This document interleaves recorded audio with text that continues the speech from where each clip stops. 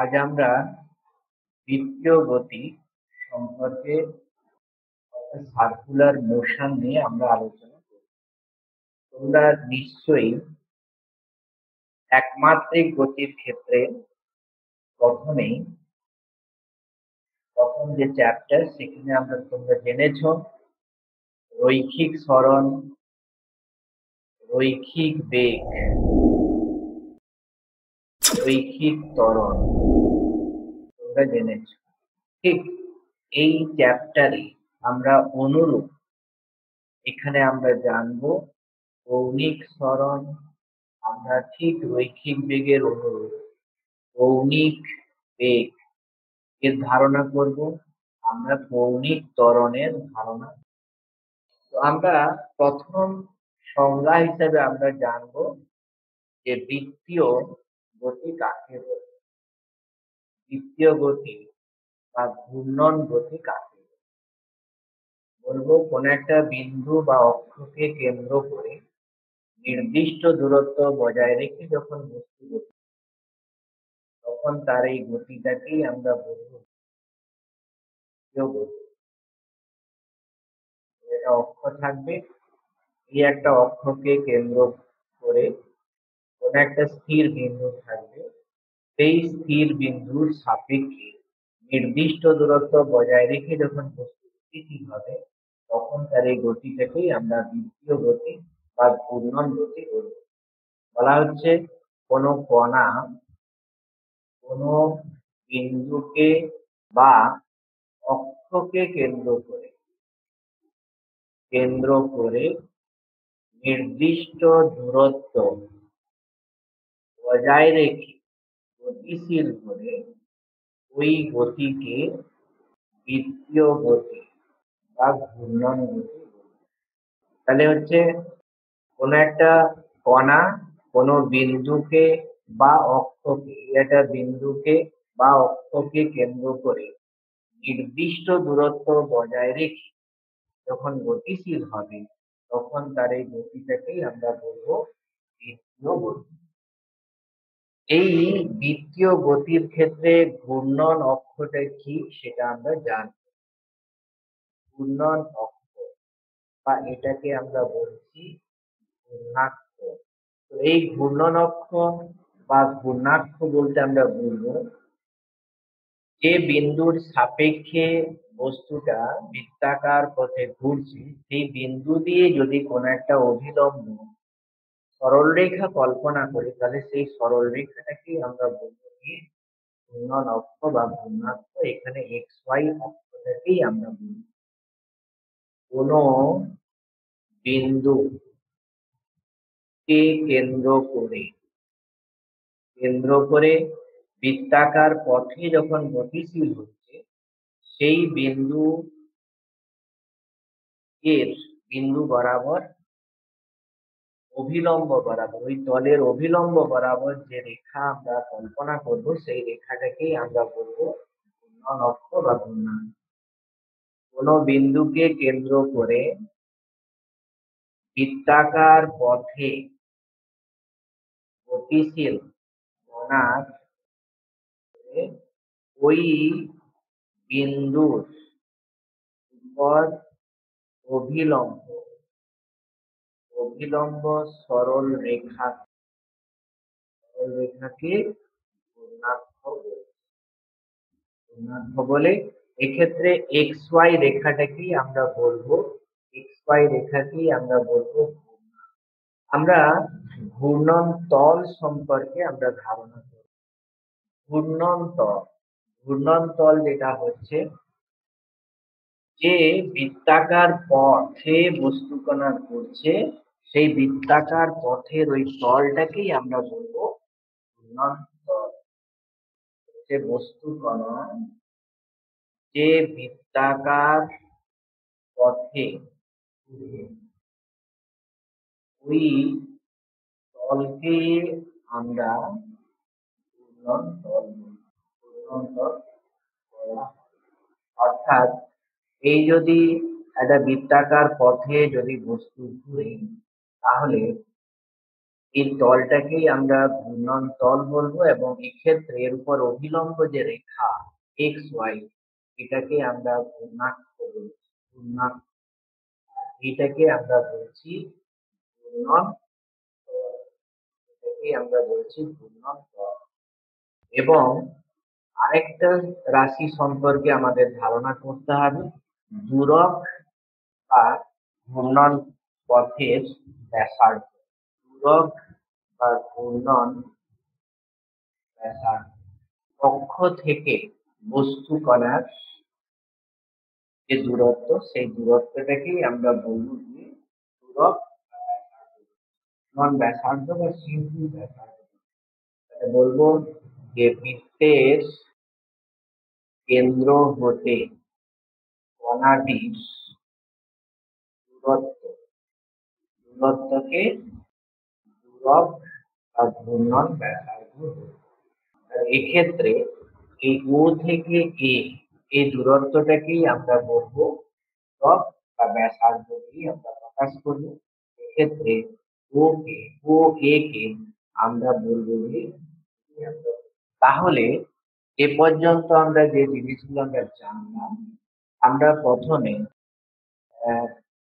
আমরা জেনেছি রৈখিক গতির ক্ষেত্রে, রৈখিক গতির ক্ষেত্রে আমরা যেমন রৈখিক সরণ, রৈখিক বেগ, রৈখিক ত্বরণ আমরা ধারণা করেছি, আমরা এই চ্যাপ্টারে ঠিক অনুরূপ কিছু রাশি কৌণিক সরণ, কৌণিক বেগ, কৌণিক ত্বরণ জানবো। আমরা বৃত্তীয় গতি বা ঘূর্ণন গতি কাকে বলে আমরা এখানে জেনেছি। কোনো একটা বিন্দুকে কেন্দ্র করে যখন বস্তু নির্দিষ্ট দূরত্ব বজায় রেখে গতিশীল হবে, তখন তার এই গতিটাকেই আমরা বৃত্তীয় গতি বলবো। আমরা এই বৃত্তীয় গতির ক্ষেত্রে ঘূর্ণাক্ষের ধারণা আমরা করলাম। আমরা এই বৃত্তীয় গতির ক্ষেত্রে ঘূর্ণন তলের ধারণা আমরা করলাম। আর আমরা দূরক বা ব্যাসার্ধ সম্পর্কে জানলাম। আমরা কৌণিক স্থানাঙ্ক সম্পর্কে ধারণা করব। কৌণিক স্থানাঙ্ক, এটা মূলত থিটা দিয়ে আমরা প্রকাশ করব। একটা বস্তুকণা যখন বৃত্তাকার পথে ঘুরবে, কোনো একটা বিন্দুর সাপেক্ষে, এই একটা বিন্দু পি ধরলাম, এই পি বিন্দুর সাপেক্ষে কণাটি কোনো একটা মুহূর্তে ধরলাম এ বিন্দুতে উপস্থিত হবে, ঠিক এই বিন্দুতে কেন্দ্রে যে কোণ উৎপন্ন করবে, সেই কোণ দিয়েই আমরা মূলত কৌণিক স্থানাঙ্ক প্রকাশ করব। এক্ষেত্রে এ বিন্দুর কৌণিক স্থানাঙ্ক হবে এ প্লাস এ। অর্থাৎ আমরা দেখব যে পি বিন্দুর সাপেক্ষে, পি বিন্দুর সাপেক্ষে এ কণাটি কেন্দ্রে থিটা কোণ উৎপন্ন করবে, এ বিন্দুর স্থানাঙ্ক হবে, এবং এখানে যদি বিন্দুটা ঘড়ির কাঁটার উল্টো দিকে যদি ঘোরে, তখন সেটা হয় গতি। বলছে কণার ঘূর্ণন ঘড়ির কাঁটার বিপরীত মুখী হলে কৌণিক স্থানাঙ্ক প্লাস থিটা। কিন্তু ঘড়ির কাঁটার অভিমুখে হলে,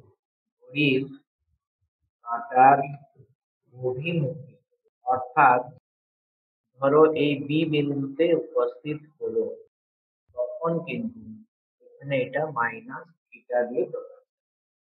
ঘড়ির কাঁটার অভিমুখে অর্থাৎ বি বিন্দুতে উপস্থিত হলে বি বিন্দুর স্থানাঙ্ক হবে মাইনাস। তাহলে আমরা কৌণিক স্থানাঙ্ক সম্পর্কে আমরা ধারণা করলাম। এরপর আমরা কৌণিক সরণ সম্পর্কে আমরা কৌণিক সরণ বলতে আমরা যেটা বুঝবো যে বৃত্তাকার পথে যখন বস্তু ঘুরবে, যে কোনো দুটো বিন্দুর মধ্যে কৌণিক স্থানাঙ্কের অন্তরফলকেই আমরা বলবো গিয়ে কৌণিক সরণ। এটাও আমরা থিটা দিয়ে প্রকাশ করব। হচ্ছে বৃত্তাকার পথে ঘূর্ণনশীল কণার প্রাথমিক ও শেষ অবস্থানের মধ্যে প্রাথমিক এবং শেষ অবস্থানের মধ্যে কৌণিক স্থানাঙ্কের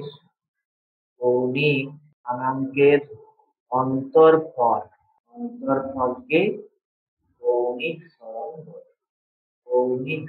ব্যাপারটা এরকমই হবে, ধরো এ বিন্দুতে কণাটা আছে, এইখানে এর কৌণিক স্থানাঙ্ক যদি θ1 হয়, বি বিন্দুতে কৌণিক স্থানাঙ্ক যদি θ2 হয়, তাহলে আমরা বলবো যে কোন একটা বিন্দুর সাপেক্ষে আগে ছিল পি বিন্দুর সাপেক্ষে। তো এক্ষেত্রে এই থিটা হবে কি θ2 মাইনাস θ1, এটাকেই আমরা কৌণিক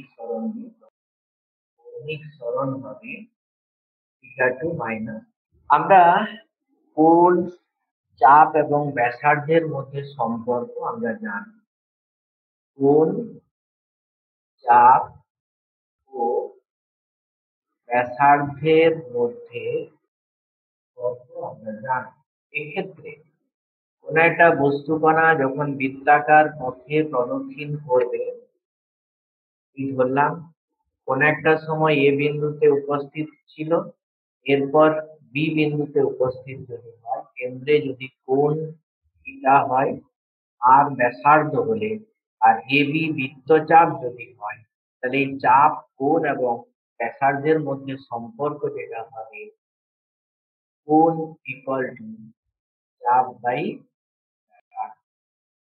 খুব ইম্পর্টেন্ট রিলেশন, মনে রাখো, কোণ ইকুয়াল টু চাপ বাই ব্যাসার্ধ। এক্ষেত্রে কোণটাকে আমরা থিটা দিয়ে প্রকাশ করব, এই বৃত্তচাপটাকে অনেক সময় এস দিয়ে প্রকাশ করা হয় এবং ব্যাসার্ধকে আর দিয়ে প্রকাশ করা হয়।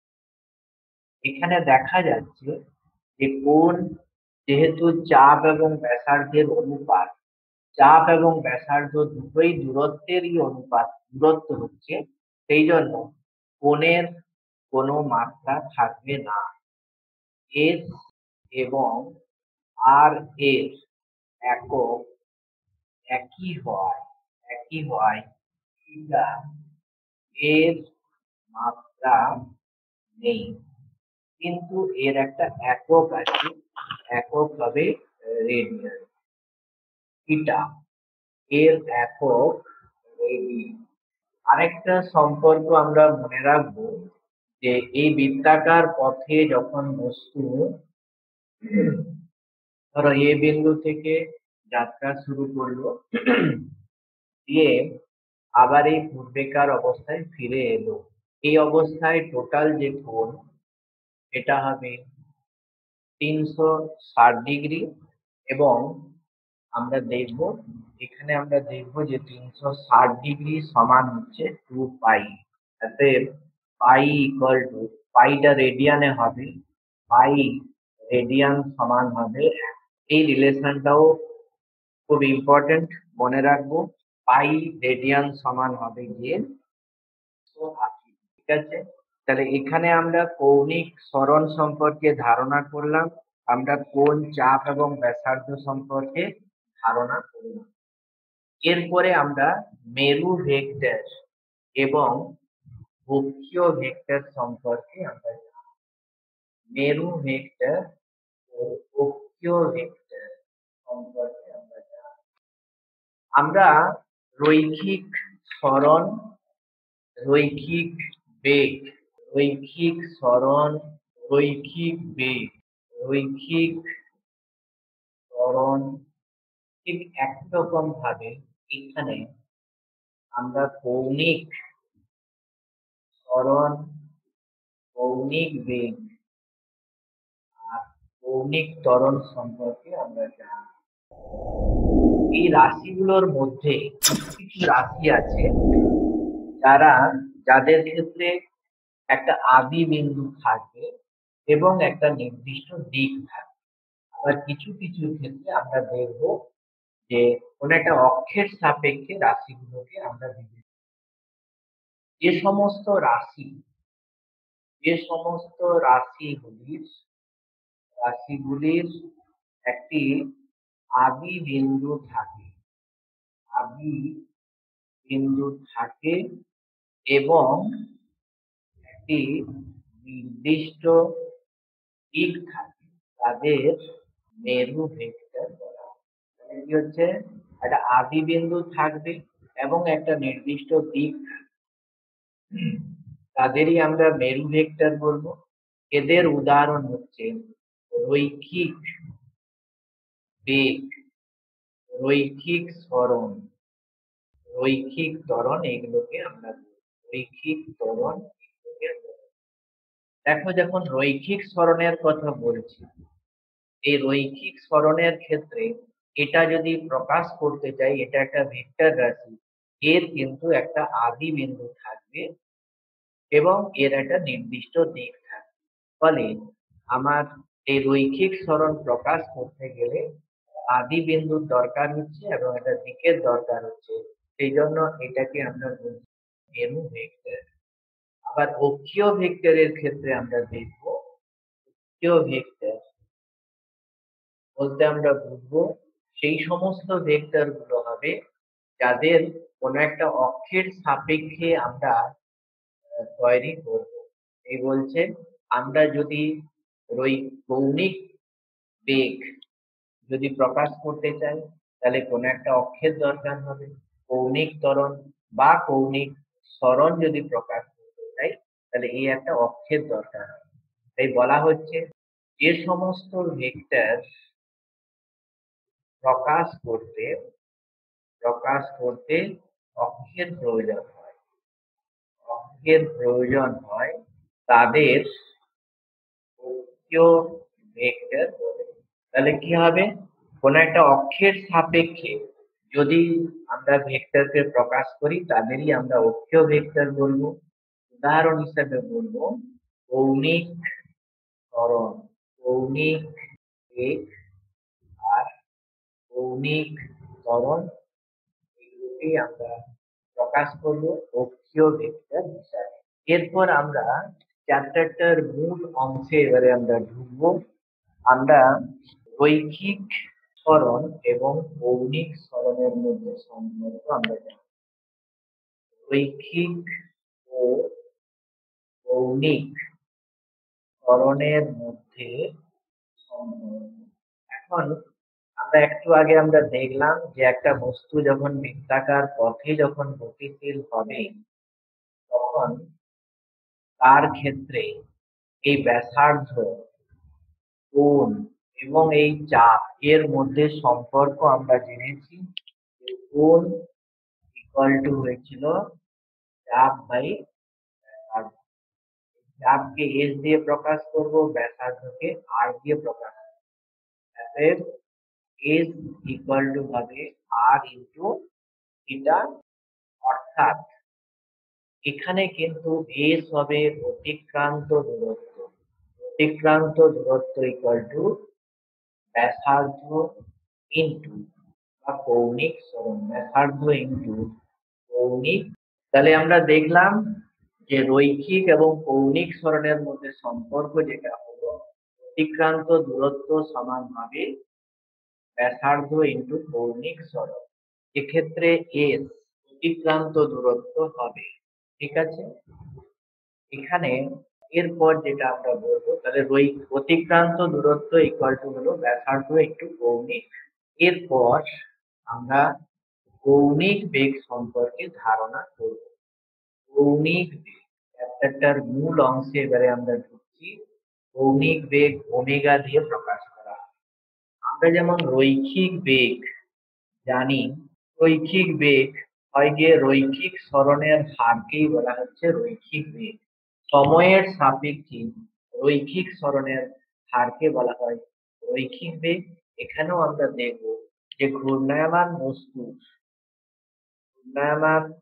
বস্তু কণার সময়ের সাপেক্ষে কৌণিক সরণের হারকে কৌণিক বেগ বলে। তাহলে কি হবে, সময়ের সাপেক্ষে কৌণিক সরণের হারকেই আমরা বলবো কৌণিক বেগ, এটাকে আমরা ওমেগা দিয়ে প্রকাশ করব। ওমেগা ইকুয়াল টু হবে থিটা বাই। খুব ইম্পর্টেন্ট একটা সূত্র আমরা পেলাম, theta equal to omega t. রৈখিক গতিবিজ্ঞানে আমরা যেমন ইএস ইকুয়াল টু ভিটি পাই, ঠিক এর ইকুইভ্যালেন্ট সমীকরণ আমরা এখানে পাচ্ছি, theta equal to omega into থিটাটাকে আমরা বলবো কৌণিক সরণ, টি হচ্ছে সময়, ওমেগা হচ্ছে কৌণিক বেগ। এর একক কি হবে? এর একক হবে radian per second, radian per second. এবং এর মাত্রা আমরা জানবো, মাত্রা থিটা এর কোনো মাত্রা নেই, আর সময় টি 1/t, তাহলে টি টু দি পাওয়ার -1, এর মাত্রা হবে টি টু দি পাওয়ার -1। আমরা এরপর আমরা জানবো তাৎক্ষণিক কৌণিক বেগ কি হবে। তাৎক্ষণিক কৌণিক বেগ, তাৎক্ষণিক কৌণিক বেগ অ্যাকচুয়ালি এখানে আমরা যে বেগটা আমরা ধারণা করলাম এটা মূলত গড় কৌণিক বেগ। তাৎক্ষণিক মানে একটা ক্ষুদ্র সময় অবকাশে অতি ক্ষুদ্র সময় অবকাশে কোনো বিন্দুতে অবস্থিত, কোনো বিন্দুতে অবস্থিত কণার কৌণিক সরণের হারের সীমাস্ত মানকে তাৎক্ষণিক কৌণিক বেগ বলে।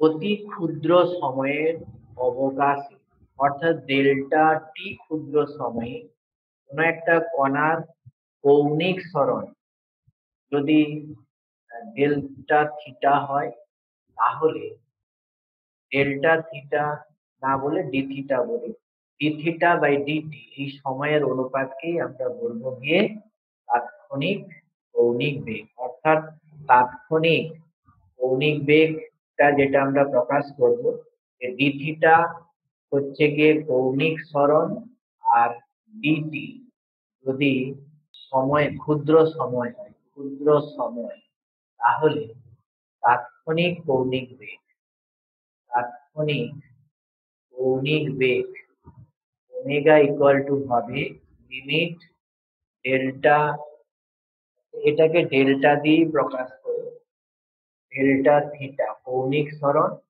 সময় ডেল্টা টি, তাহলে delta t tends to 0, delta theta by delta t. এটাকে আমরা ক্যালকুলাসের ভাষায় এটাকে লিখবো ডি থিটা বাই ডিটি। তাৎক্ষণিক কৌণিক বেগ হবে ডি থিটা বাই। তাহলে আমরা কৌণিক বেগ সম্পর্কে আমরা ধারণা করলাম, আমরা কৌণিক বেগের একক জানলাম, কৌণিক বেগের মাত্রা আমরা জানলাম, আমরা তাৎক্ষণিক কৌণিক বেগ সম্পর্কে ধারণা করলাম, এবং এরপর আমরা পর্যায়কাল সম্পর্কে আমরা জানলাম। পর্যায়কাল, একটা বস্তু যখন বৃত্তাকার পথে প্রদক্ষিণ করছে, একবার পূর্ণ আবর্তনে বললাম এ বিন্দু থেকে একটা কণা আবার পূর্বেকার এই অবস্থানে ফিরে আসতে যে সময় লাগবে, সেই সময়টাকেই বলা হচ্ছে পর্যায়কাল। বলা হয় একবার বৃত্তাকার পথ সম্পূর্ণ করতে যে সময় নেয় তাকে পর্যায়কাল বলে। একবার বৃত্তাকার পথটা সম্পূর্ণ করতে বস্তুকণা যে সময় নেবে, এই যে বস্তুকণা এ বিন্দুতে আছে, এ বিন্দু থেকে আবার ওই পূর্বেকার এ বিন্দুতে ফিরে আসতে যে সময় লাগবে সেটাকেই আমরা বলবো পর্যায়কাল। এবং এখানে আমরা দেখবো কৌণিক বেগ ইকুয়াল টু আমরা জেনেছিলাম থিটা বাই টি। তাহলে বস্তুকণা এ থেকে আবার যখন এ তে ফিরে আসবে, টোটাল যে কোণ উৎপন্ন করবে 2পাই এবং সময়টা টি হবে। ফলে আমরা ওমেগা ইকুয়াল টু থিটার জায়গায় আমি 2 লিখতে পারি, টি এর জায়গায় capital T. Omega equal two 2π/T একটা ইম্পর্টেন্ট সূত্র আমরা এখানে পেলাম। Omega equal two 2π/T। এরপরে আমরা কম্পাঙ্ক সম্পর্কে ধারণা করব। কম্পাঙ্ক বলতে আমরা বুঝবো 1 সেকেন্ডে বস্তু কণা যতবার এই বৃত্তাকার পথ সম্পূর্ণ করবে সেই সংখ্যাটাকেই আমরা বলবো কম্পাঙ্ক। এই বস্তু কণা 1 সেকেন্ডে যতবার বৃত্তাকার পথ সম্পূর্ণ করে সেই সংখ্যাকে কম্পাঙ্ক। তাহলে 1 সেকেন্ডে বস্তু কণা যতবার এই বৃত্তাকার পথ সম্পূর্ণ করবে সেই সংখ্যাটাকেই আমরা কম্পাঙ্ক বলবো এবং এর একক হবে সাইকেল পার সেকেন্ড, সিপিএস বা হার্টজ একক দিয়ে প্রকাশ করা। সাইকেল পার সেকেন্ড হবে কিংবা হার্টজ একক দিয়ে প্রকাশ করা। এখন এই কম্পাঙ্ক এবং পর্যায়কালের মধ্যে সম্পর্ক আমরা জানি। কম্পাঙ্ক ও পর্যায়কাল এদের মধ্যে সম্পর্ক। এখন একবার বৃত্তাকার পথে বস্তুকণা ঘুরে আসতে যে সময় নেয় সেটাকেই আমরা বলবো পর্যায়কাল। আর 1 সেকেন্ডে যতগুলো বৃত্তাকার পথ সম্পূর্ণ করবে সেই সংখ্যাটাকে বলছে কম্পাঙ্ক। তাহলে আমরা দেখবো যে টি সেকেন্ডে বস্তুকণা একবার বৃত্তাকার পথ প্রদক্ষিণ করে, তাহলে 1 সেকেন্ডে কতবার বৃত্তাকার পথ প্রদক্ষিণ করবে 1/T বার। আবার সংজ্ঞা থেকে আমরা জানি যে 1 সেকেন্ডে বস্তুকণা যতবার বৃত্তাকার পথ সম্পন্ন করবে সেটাই বলছে কম্পাঙ্ক। এজন্য n ইকুয়াল টু হবে 1/T, মনে রাখবো। আবার একটু আগে আমরা পেয়েছিলাম ওমেগা সমান 2π/T সমান হবে 1/T এর জায়গায় n বসিয়ে দেবো, তাহলে 2π × n, অর্থাৎ ওমেগা ইকুয়াল টু 2π × n। এটাও একটা ইম্পর্টেন্ট সূত্র, টোটাল ফিজিক্সেই লাগবে। পর্যায়কাল এবং কম্পাঙ্কের সাহায্যে কোনো চাকার কৌণিক বেগ কিভাবে নির্ণয় করবো এটা।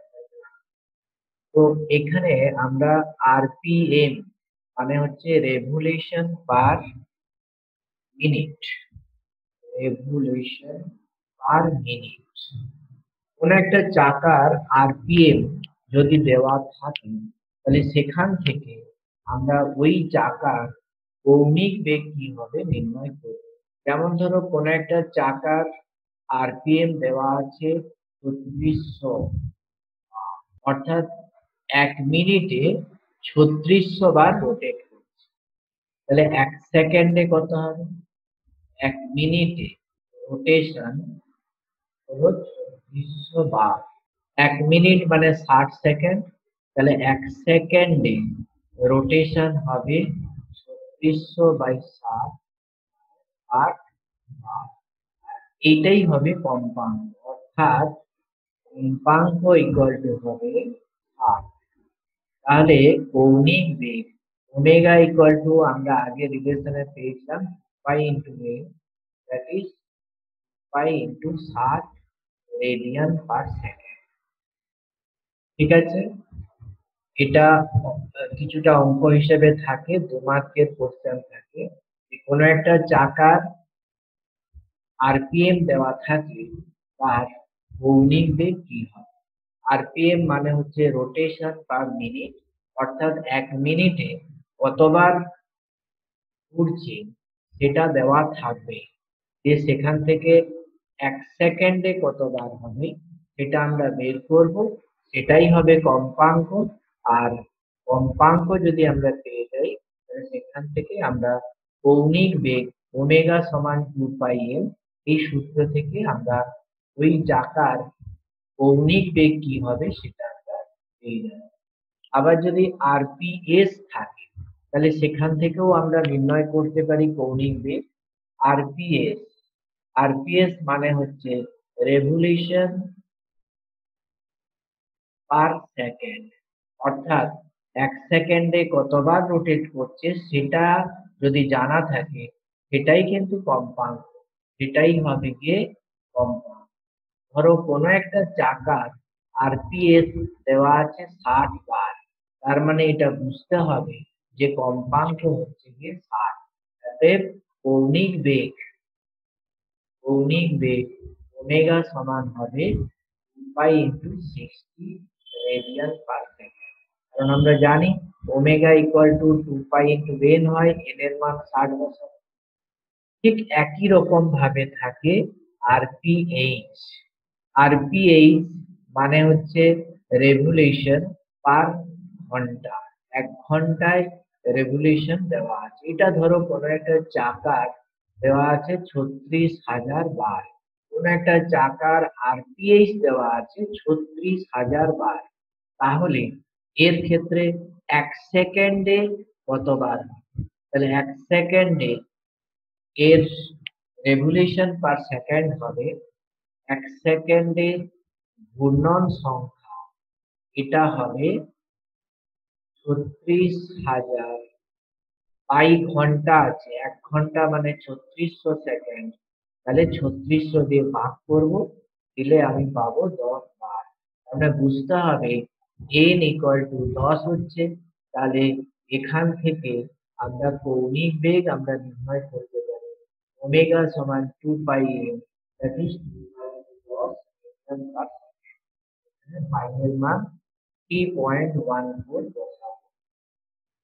তাহলে আমরা এখানে আরপিএইচ, আরপিএস এবং আরপিএম, আরপিএইচ এবং আরপিএইচ সম্পর্কে আমরা ধারণা করলাম এবং সেখান থেকে কোনো একটা চাকার কৌণিক বেগ কি হবে সেটা আমরা নির্ণয় করলাম। এরপর আমরা মিনিটের কাঁটার কৌণিক বেগ নির্ণয় করব। মিনিটের কাঁটার কৌণিক বেগ নির্ণয়, এটাও পরে মার্কের কোশ্চেন থাকে। আমরা ওমেগা ইকুয়াল টু জানি 2 পাই/টি, ওমেগা ইকুয়াল টু 2 পাই/টি। এখন দেখো মিনিটের কাঁটার পর্যায়কাল কি হয়। মিনিটের কাঁটা একবার ঘুরে আসতে যে সময় লাগবে সেটা হচ্ছে গিয়ে 60 মিনিট। মিনিটের কাঁটার পর্যায়কাল 60 মিনিট। অতএব কৌণিক বেগ হবে ওমেগা ইকুয়াল টু 2 পাই/টি, টি এর মান 60 মিনিট, মানে 60 ইন্টু 60, সেকেন্ডে চেঞ্জ করতে হবে, পাই এর মান 3.14 বসাবে, ক্যালকুলেশন করলে আমরা এখান থেকে মিনিটের কাঁটার কৌণিক বেগ আমরা নির্ণয় করতে পারবো। সেরকম সেকেন্ডের কাঁটার কৌণিক বেগ যদি নির্ণয় করি, সেকেন্ডের কাঁটার কৌণিক বেগ, দেখো সেকেন্ডের কাঁটার কৌণিক বেগ নির্ণয় করতে গেলে তার পর্যায়কাল জানতে হবে। পর্যায়কাল হবে গিয়ে 8 সেকেন্ড।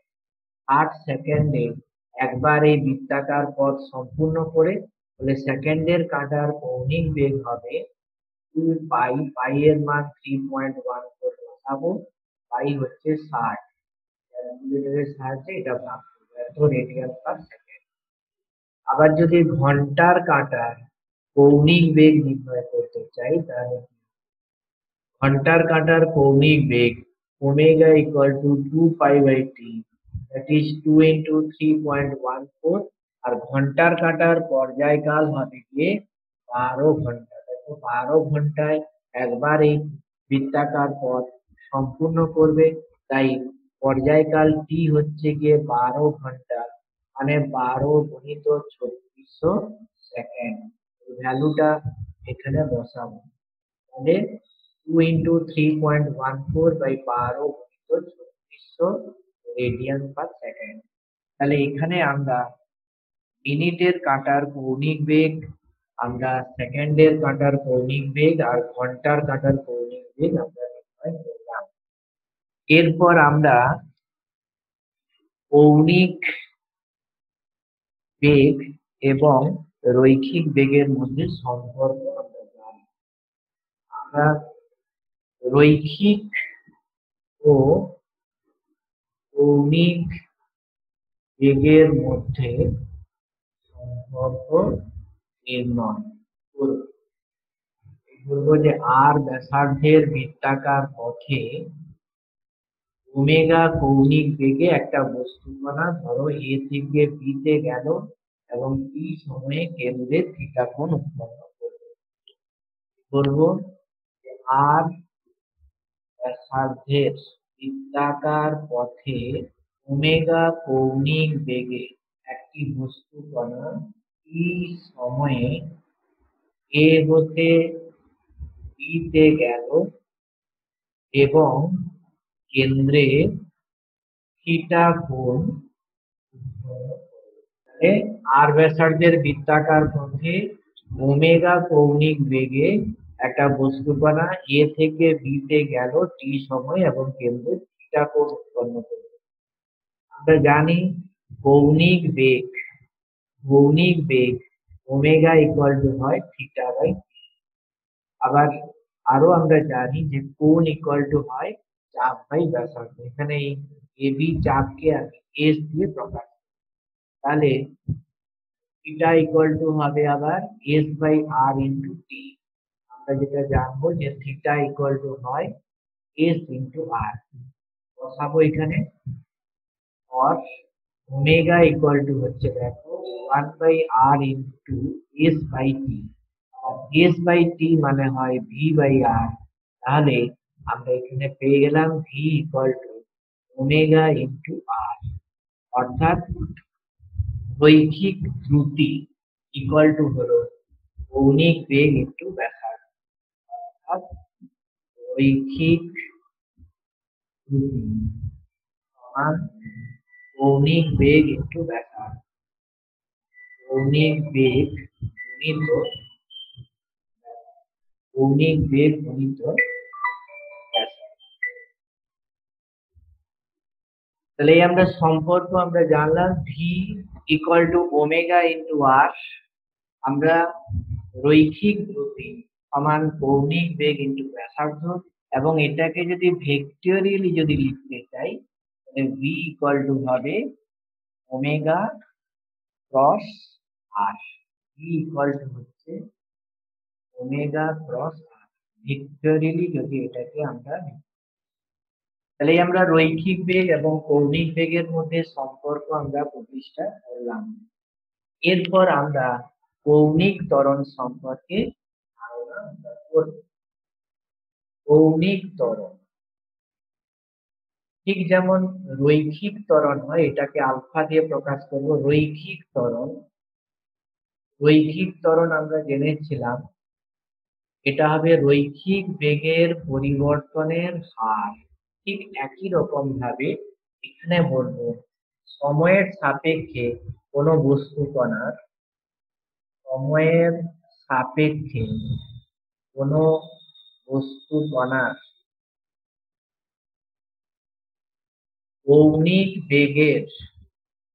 কৌণিক বেগের পরিবর্তনের হারকে কৌণিক ত্বরণ বলে। কি হচ্ছে সময়ের সাপেক্ষে বস্তুকণার কৌণিক বেগের পরিবর্তনের হারকেই আমরা বলবো কৌণিক ত্বরণ। এখানে আমরা রৈখিক ত্বরণ যেমন রৈখিক বেগের পরিবর্তনের হার বোঝায়, এখানেও সেরকম হবে কৌণিক বেগের পরিবর্তনের হার। ওমেগা 1 কে আমরা বলবো প্রাথমিক কৌণিক বেগ, ওমেগা 2 হচ্ছে অন্তিম কৌণিক বেগ, আর টি কে যদি আমি সময় বলি তাহলে কৌণিক ত্বরণ ইকুয়াল টু হবে, কৌণিক ত্বরণ আলফা দিয়ে প্রকাশ করা হয়, এটা হবে omega 2 minus omega 1 by T. অর্থাৎ এখানে আমরা একটা সমীকরণ আমরা পাবো, দ্বিতীয় সমীকরণ omega 2 equal to omega 1 plus alpha T. ঠিক রৈখিক গতিবিজ্ঞানে আমরা যেমন পাই v equal to u plus at, এরই ইকুইভ্যালেন্ট সমীকরণ আমরা এখানে পাচ্ছি। ওমেগা টু সমান omega one plus alpha T. আমরা রৈখিক ত্বরণের একক জানবো, মাত্রা জানবো। একক হবে radian per second square, radian per second square, এবং মাত্রা যেটা হবে, যেহেতু রেডিয়ানের কোনো মাত্রা নেই, 1/t স্কোয়ার, অ্যাকচুয়ালি হবে t⁻⁻²। তাহলে আমরা কৌণিক ত্বরণ সম্পর্কে আমরা ধারণা করলাম।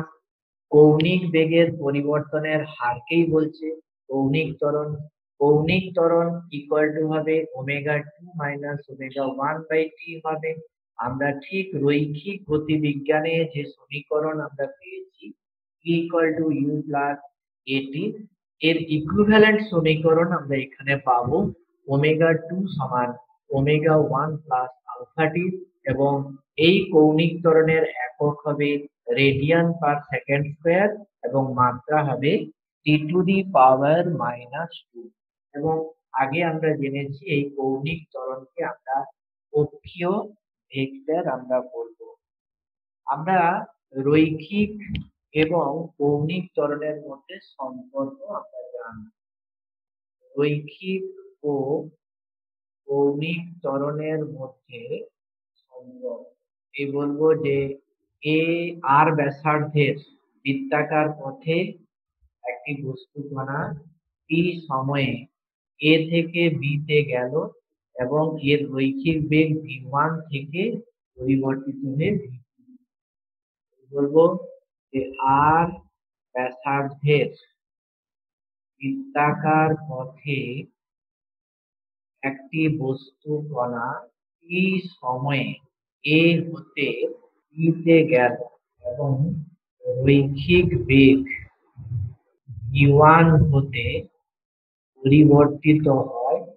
পরিবর্তিত হয়ে v2 হলো। অর্থাৎ রৈখিক ত্বরণ হবে গিয়ে v2 মাইনাস v1 বাই। তাহলে আমরা দেখলাম যে আর ব্যাসার্ধের বৃত্তাকার পথে, এই যে আর ব্যাসার্ধের বৃত্তাকার পথে একটা বস্তু কণা টি সময়ে এ থেকে বি তে গেল এবং তার বেগটা v1 থেকে পরিবর্তিত হয়ে v2 হলো। তাহলে রৈখিক ত্বরণ যেটা হবে v2 minus v1 by T. আবার আমরা একটু আগে রৈখিক বেগ এবং কৌণিক বেগের মধ্যে সম্পর্ক আমরা জেনেছি। v1 সমান হবে ওমেগা 1 ইন্টু আর, v2 সমান হবে ওমেগা 2 আর। এটা এখানে বসাবো। এ সমান হবে omega 2 R minus omega 1 R by T. That is R common নেব, omega 2 minus omega 1 by T. দেখো omega 2 minus omega 1 by T, এটাকে আমরা কৌণিক ত্বরণ দিয়ে প্রকাশ করি। আমরা পেলাম রৈখিক ত্বরণ সমান কৌণিক ত্বরণ ইনটু ব্যাসার্ধ। রৈখিক ত্বরণ ইকুয়াল টু হচ্ছে, এটাকে অ্যাকচুয়ালি বলা হয় তাৎক্ষণিক রৈখিক ত্বরণ। তাৎক্ষণিক রৈখিক ত্বরণ সমান কৌণিক ত্বরণ ইনটু ব্যাসার্ধ। কৌণিক ত্বরণ ইনটু ব্যাসার্ধ। এটাকে যদি ভেক্টরিয়ালি রিপ্রেজেন্ট করতে চাই তাহলে এইটা ইকুয়াল টু হবে এ ভেক্টর ইকুয়াল টু হবে আলফা ভেক্টর ক্রস আর। তাহলে আমরা রৈখিক ত্বরণ এবং কৌণিক ত্বরণের মধ্যে সম্পর্ক আমরা জানি। দেখো রৈখিক গতিবিজ্ঞানের সাথে কৌণিকের একটা সুন্দর সম্পর্ক আছে এবং চেঞ্জ কিভাবে আমরা করছি সেটা দেখো। রৈখিক সমান কৌণিক গুণিত ব্যাসার্ধ। যে কোনো ক্ষেত্রে ঠিক এই সম্পর্কটাই আছে। যেমন ধরো আমি যদি বলি রৈখিক ত্বরণ, রৈখিক অতিক্রান্ত দূরত্ব ইকুয়াল টু হবে কৌণিক ত্বরণ ইনটু আর। আমরা পেয়েছি রৈখিক দ্রুতি ই সমান হচ্ছে কৌণিক বেগ ইনটু আর। আমরা পেয়েছি রৈখিক ত্বরণ ইকুয়াল টু কৌণিক ত্বরণ ইনটু সম্পর্কগুলো মনে রাখবো। যে কোনো ক্ষেত্রে রৈখিক গতিবিজ্ঞানের রৈখিক অংশ পেতে গেলে কৌণিককে তার ব্যাসার্ধ দিয়ে গুণ করলেই আমরা এই সম্পর্কগুলো পাবো। এবারে আমরা রৈখিক গতিবিজ্ঞানে যে সমীকরণগুলো আমরা পেয়েছি, ঠিক বৃত্তীয় গতির ক্ষেত্রে রৈখিক গতির ক্ষেত্রে যে সমীকরণ আমরা পেয়েছি, বৃত্তীয় গতির ক্ষেত্রে অনুরূপ সমীকরণ আমরা পাবো। এখানে আমরা পেয়েছিলাম s equal to vt, আমরা এই বৃত্তীয় গতির ক্ষেত্রে পাবো থিটা ইকুয়াল টু ওমেগা টি। আসলে রৈখিক গতিবিজ্ঞানে যে যে স্থানে s থাকবে, বৃত্তীয় গতির ক্ষেত্রে সেই সেই স্থানে কিন্তু থিটা থাকবে। রৈখিক গতিবিজ্ঞানে যেখানে v থাকবে, বৃত্তীয় গতির ক্ষেত্রে ওমেগা থাকবে। আমরা রৈখিক গতিবিজ্ঞানে আমরা পেয়েছি v equal to u plus a t. বৃত্তীয় গতির ক্ষেত্রে আমরা এখানে পাবো ওমেগা 2 সমান omega 1 plus alpha t. Equivalent সমীকরণ আমরা পাচ্ছি। আমরা রৈখিক গতিবিজ্ঞানে আমরা পেয়েছি s equal to u t plus half of a t square. এখানেও আমরা ইকুইভ্যালেন্ট সমীকরণ আমরা এখানে পাবো theta equal to omega 1 t plus half of alpha t. মনে রাখবো, এগুলো অঙ্ক করার ক্ষেত্রে দরকার হবে। আমরা রৈখিক গতিবিজ্ঞানে পেয়েছিলাম V square equal to u square plus 2a। রৈখিক গতিবিজ্ঞানে টি নেই, একটাই সূত্র আছে, V square equal to u square plus 2a। এখানেও আমরা টি থাকবে না, একটাই সূত্র আমরা বৃত্তীয় গতির ক্ষেত্রে পাবো, omega 2 square equal to omega 1 square plus 2 alpha. রাখবো ইকুইভ্যালেন্ট সমীকরণগুলো অঙ্কের ক্ষেত্রে দরকার হবে। ঠিক আছে।